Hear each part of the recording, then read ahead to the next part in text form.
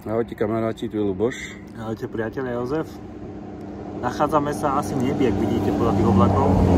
Ale podľa toho zvuku nachádzame sa pri ceste zase a vybrali sme, už je po obede, máme tu podvečer, večer 6 hodín. Také, že kľudnejšie miesto, lebo dneska to bola Petelica, dneska stále. Furt, každé 2 sekundy auto, to sa nezastavilo. Je po 88, takže to je úplne to veselé. Tak trošku odbočím na takú vedľajšiu, ale za chvíľočku zase na 88, čo napájame. Dlho sme sa nevideli, neozvali sme sa, včera sme mali taký horší deň. Že nič nezjedol. Slavy som bol, som nejak prešmolil do obeda, do 12, nejakých 25 km. A to tam kleplo na pumpe. Na začiatku takého mestečka, to sme sa ešte štrikovali, všaké také sady, viniče a ja neviem čo všetko, boli olivovníky, z veľa kanálikov, takže úplne krajnice skoro žiadne. Tam som bol odpadnutý asi 4 hodiny.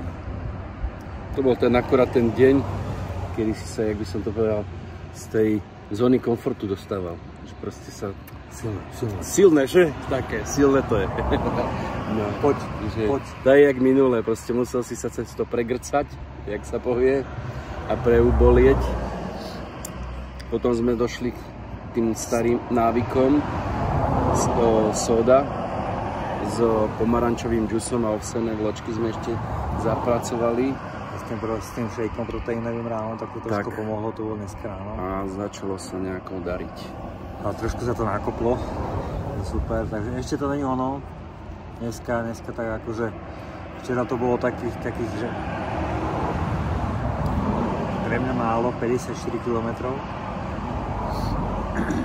Ale porovnávali sme s prvými 3 dňami Austrálie a bolo to lepšie. O nejakých 30.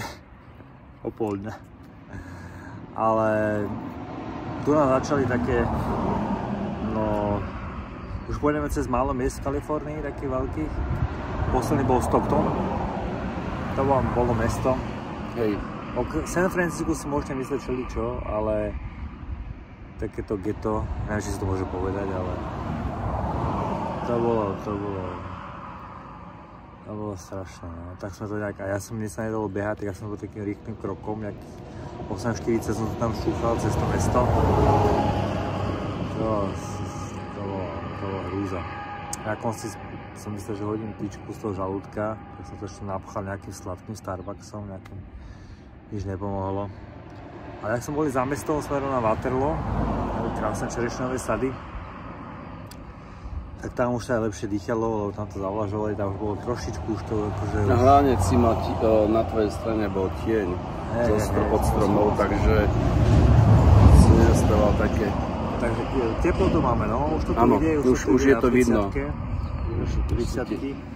Takže dneska sme pekne išli do obeda, čo to bolo, 40-ka. Ale už o tej pol-jednej už sme museli zastaviť, lebo to už sme museli svoje pod strom, lebo to boli Petelice už. Ešte sa to zvyknutý takto. Ja som zabudol, už mám takú šútovku, nemám to na uši.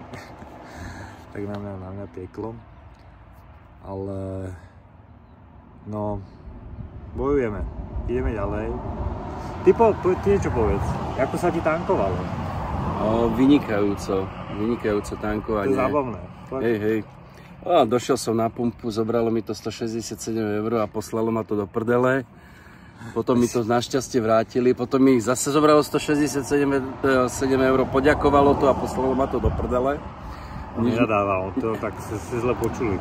Nič nešlo natankovať, tak som sa zbalil a išiel som na inú pumpu.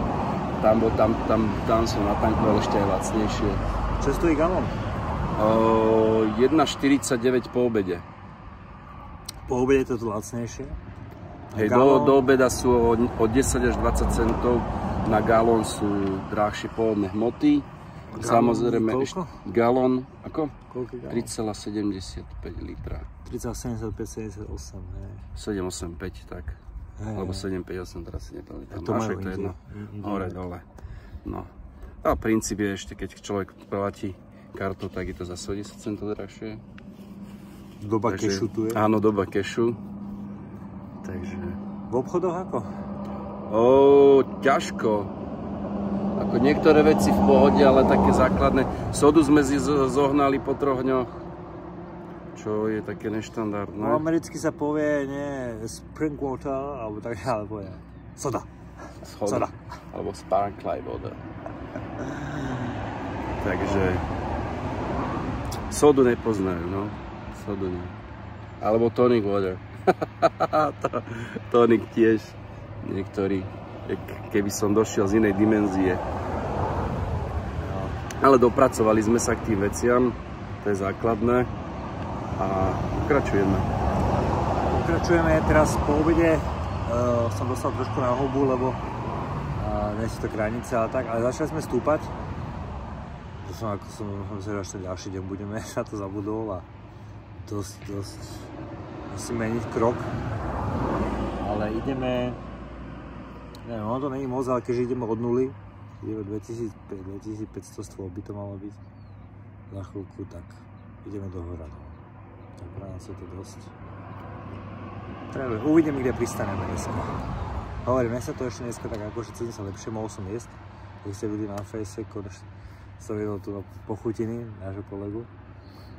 Takže tak. Budeme bojovať. A zajtra sa zase vidíme. Čaute.